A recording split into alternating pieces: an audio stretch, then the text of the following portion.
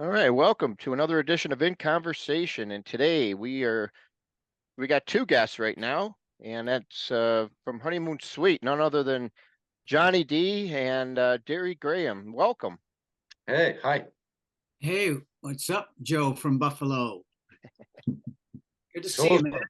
Yeah, I saw you guys back at the Classic Bowl back in May when you guys did the release for the Clifton Hill. Ah, in last this year that. in the Yeah, small room acoustically, or was it? Yeah, yeah, Oh, wow. Yeah, that was fun. It was different. It was yeah. fun. It's hard to do those things, but we got through it. Yeah, it sounded good on our end, so it came out pretty good Well, from what I thanks, saw. Joe. Yeah. Thanks, Joe.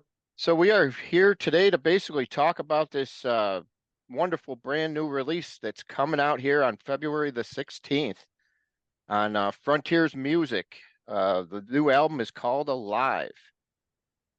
I'm just going to start off by saying I just man, I bet you the Honeymoon Suite fans are going to just die when they hear this one. This is one we've been waiting for a long time.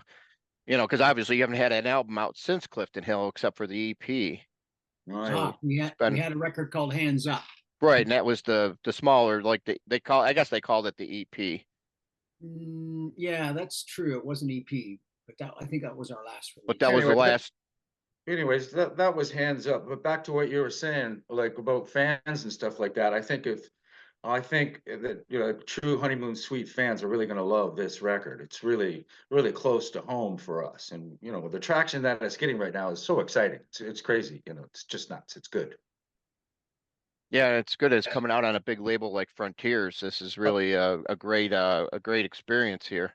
I'm really Frontiers has really hit the nail on the head with this one. I mean, Derry and I have been like ever since we signed up with Frontiers. They've kept us busy, steady. Like we're going like all over the UK, Europe. It's just it's been nuts. They're doing a great job.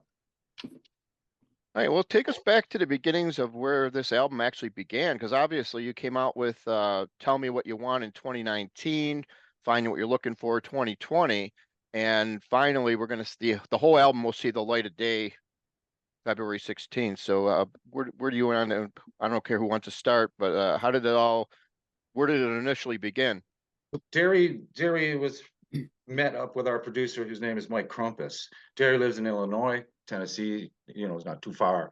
Anyways, I think Derry, you brought Leah in to do some recording with Mike. Yeah, right. Initially, yeah, yeah. Lee and I went down to Nashville and worked with Mike a little bit and wrote. Yeah, that's right. That's where that started. I forgot about that. Anyways, just let me continue on. So Derry calls me up and goes, "Hey, look, I met this guy named Mike Crumpus. He's like really good. I've worked with him. Maybe you should come and meet him." I go, "Derry, I know Mike Crumpus. I've known him for years." Anyways, pretty much, I met up with Derry in Illinois. We drove to Mike's place. Where? Yeah, we're Derry in Nashville, just outside of the city, and we got together with him. Basically, he said, "Well, what kind of record do you want to make?" And I said, "Well, I want to make something like the Big Prize record. I want the horns in there and all that sort of stuff." Anyways, long story short, we started recording. Next day, I think the first song we tracked was "Done Doing Me Now." Bow, bow, bow, bow, bow, bow. And anyways, he went into the studio, bang, all these horns come in, and it's like, I don't know, things just took off from there.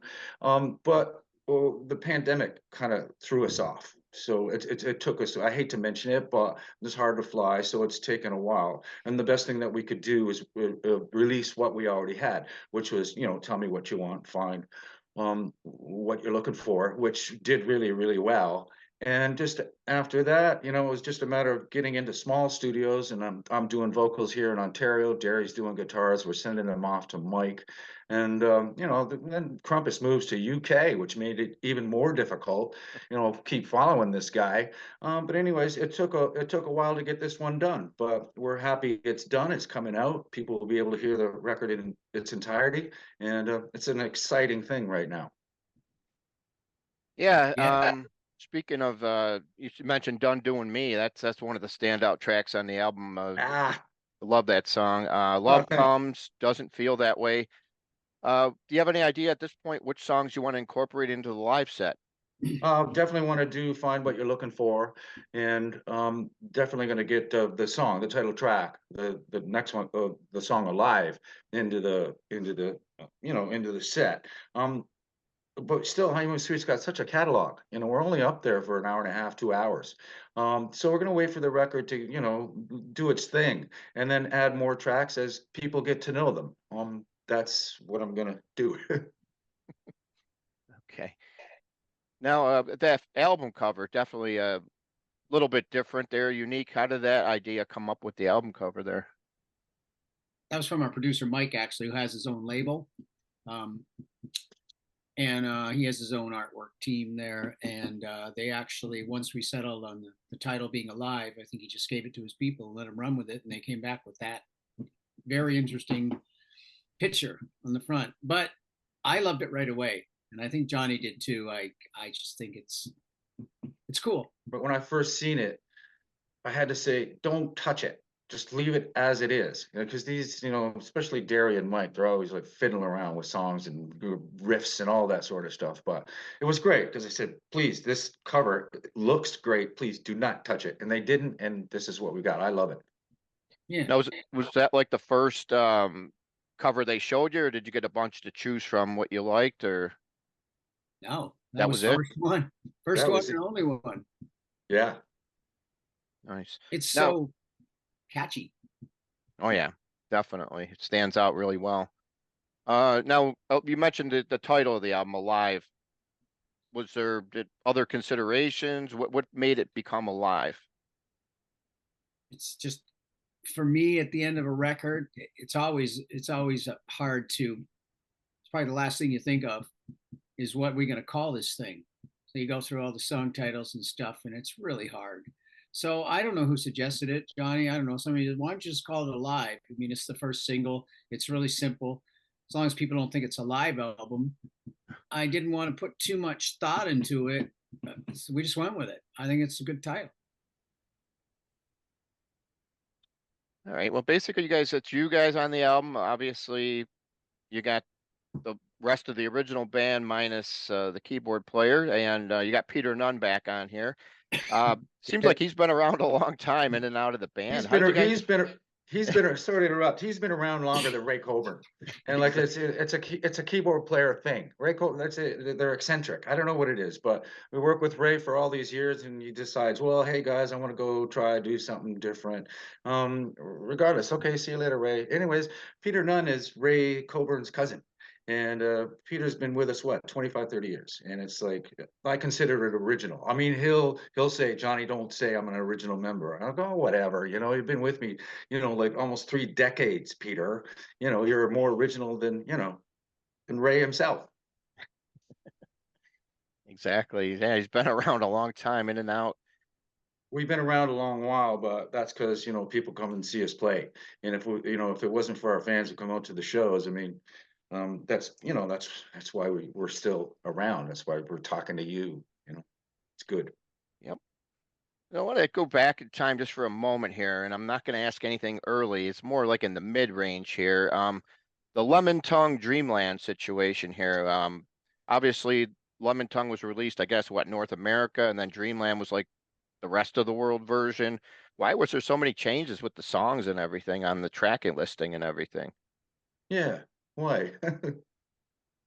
Go ahead, Derby. You answer that one. Lemon Tongue was an independent release that we kind of did ourselves, and I guess it was a minimal, release, like where it was coming out, maybe the States and Canada. Whereas Dreamland was another thing with Frontiers, because we've kind of worked with Frontiers on and off over many years, and they proposed, they wanted to put out, I think we sent them Lemon Tongue and said, well, why don't we would like to combine it with some other songs, I believe. And we're going to call it Dreamland and take these songs over here and these songs over here and put them all in the same record. That was their concept, their thought. So we just went with that. I think that's what I remember. Now, I want to ask you about the song What I Know off of Lemon Tongue there. It seemed like, was that a song you guys wrote way before the album came out and it was actually under a different name at one point? What I know was on Lemon Tongue. Yeah. That was the first time we recorded. Is that what you're asking? No, I seen you guys play that song live before the album came out. Oh, wow. I was just wondering if the history on that song, like how it started. Was it under, did you have a different title for it or something at one point, or has that always been called What I Know? I don't know. We might have been playing it before we actually recorded the Lemon Tongue album, just trying stuff out. Johnny, do you remember? Well, I just remember coming up with the title, Dermot. I was in a vehicle and I put it on my phone. And Oh, I don't know what I know. I don't believe there was another title to that. I think that once we hit it, we left it alone. yeah. Yeah, it's hard to remember. All right, so you got a big upcoming gig coming on February 10th right over the border here, right on Canadian side there at the OLG stage at Fallsview. Looks like you're gonna be on the bill now with Aldo Nova, Men Without Hats, and the Spoons. What can the fans expect there? Oh, well, it's gonna be a rocking show. It's gonna be a lot of fun. I mean, it's this Niagara Falls, my hometown. I Mhm. mean, the guest list shows for it. I hope all these people get in. And playing with Aldo is always great too, right? We've done some shows in the U.S. with him, and like playing with his band is been really good. So I'm glad he's on the bill. And you got the Spoons there, Men Without Hats. I'm looking forward to it. But then prior to the Niagara Falls show, we're doing Windsor, which is really cool, another casino there. So that'll be neat. You guys recall the first time you ever played Buffalo at all? That's a good one. Well, Buffalo, like, I mean, in a way, we came through with, we played the odd with ZZ Top and Heart, like, when, things were really, when we were touring America after the first album. But before that, I don't know, Johnny, did we ever play a bar or anything in Yeah, Buffalo? we played a bunch of bars. I remember playing one bar and I screwed up What Does It Take? I'll never forget it. In People are Buffalo. in Yeah. Buffalo, yes. There's a couple, bars. It was like really rocking back then. I remember we'd go across the border and the promoter or whatever had to meet us there to bring us across because we're Canadians, It's like, it's really, really tough to play anywheres in the US these days with Rock P2 and Roll applications. Heaven was a Yeah, place, right. Good for you, Dermot. It's was coming one back. club we did, but that was later on, I think. I don't know. Yeah, it was like the 2000s. You played a bunch of because the promoter I think yeah. I think that we didn't do anything major in Buffalo until after we got signed and the first album came out, and then we got on our tours. I think we probably played there with Jethro Tull. I know we played there with ZZ Top and Heart. Came through on our tours with them. Yeah, I think we've been probably one of the more fortunate cities in the United States because you guys just being over the border, you probably played here a lot more than you played a lot of other areas, obviously. Yeah, man, and yeah, it's good It's area always for us. it's always good. It's like works back and forth. Like when we do on the Canadian side, you get a lot of people from Buffalo coming to see our band, Niagara Falls, New York, Tonawanda, the whole deal. So it all works out really good. We got a lot, it makes for a great, attendance. Exactly. Any last things you want to mention before I let you guys go here today? Well, Just thanks for taking the time to talk to us, Joe. It's like it's all good. And like I was saying earlier, I think this for people who like Honeymoon Suite and know Honeymoon Suite, they're gonna love this one, right? And I'm sure it'll bring in a lot other fans as well. yeah, yeah. And speaking of New York State, I mean, we do have shows coming up. We got the Riviera Theater coming up in Tonawanda like later this year, and we're playing with Aldo in Rome, New York, near Syracuse in February. So the great thing is we're starting to do a lot more U.S. dates now, which is really awesome. So keep your ears open. We'll hopefully come through where you live. All right. Well, thanks for taking the time today, guys. Good luck with the album, and we'll see you soon. Yeah, Thank you. take All care. right. Thank you. Bye-bye. Take care. Thanks.